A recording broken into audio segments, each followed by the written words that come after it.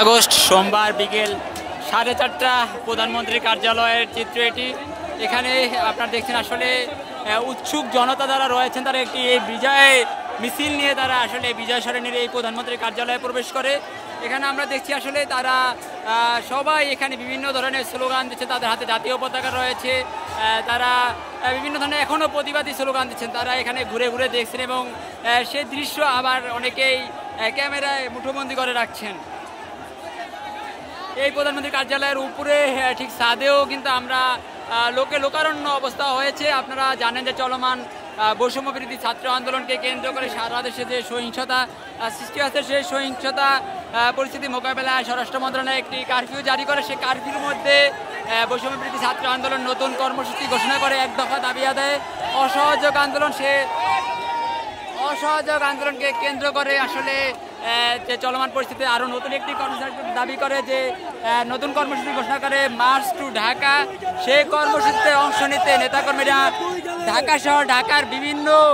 ঢাকা সহ বিভিন্ন স্থান থেকে, ঢাকার সারা দেশ থেকে নেতাকর্মীরা নানা বাধা উপেক্ষা করে তারা এই ঢাকায় অবস্থান নেয়।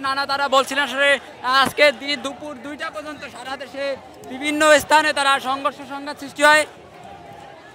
এরপরে এক পর্যায়ে দেখেছি আমরা দুপুরের পরে পরিস্থিতি শান্ত হয়, সেখানে আইনশৃঙ্খলা বাহিনীর সদস্য যারা রয়েছেন তারা নীরব ভূমিকা ছিলেন। এরপরে আমরা দেখছি বিক্ষুব্ধ জনতা যারা রয়েছেন তারা হাজার হাজার জনতা একসাথে মিছিল নিয়ে রাজধানীর বিভিন্ন পয়েন্টে অবস্থান। এক পর্যায়ে বিকেল করার সাথে সাথে সেই মিছিলটি প্রধানমন্ত্রীর কার্যালয়ের দিকে অগ্রসর হয়। এই মুহূর্তে প্রধানমন্ত্রীর কার্যালয়ে বাংলাদেশের জনতা যারা রয়েছেন তারা অবস্থান করছেন, তারা এখানে আনন্দ উল্লাস করছেন, সবাই সেটি মুঠোফোনে তুলে রাখার চেষ্টা করছেন।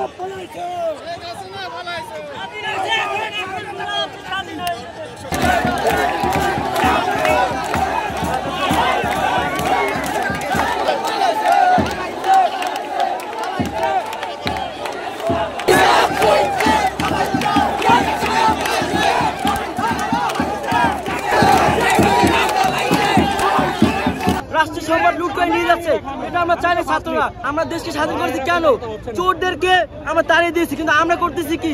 বিভিন্ন সন্ত্রাসের নামে আমরা রাষ্ট্রীয় সম্পদ লুট করে নিয়ে যাচ্ছি, এটা কিন্তু আমরা চাই না। এই জন্য আমরা দেশ স্বাধীন করি নাই।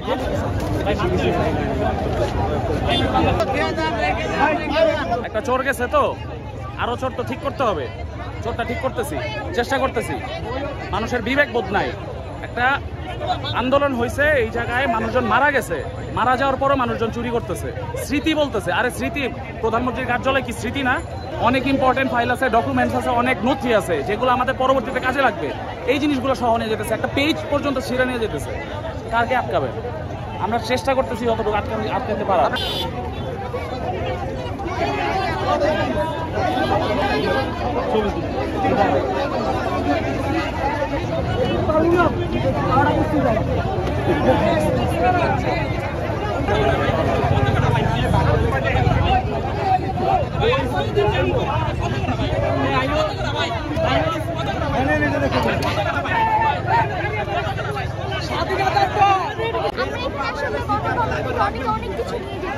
রাষ্ট্রীয় সম্পদ ভাই, আমরা তো চোর না। দেশ স্বাধীন করছি তো এগুলো নিয়ে যাওয়ার জন্য না। এই জন্য কেউ কথা শুনতেছে না। বাট এইটা যদি হয়, চুরি করে এভাবে যদি নিয়ে যায়, মানুষ কি শিখবে?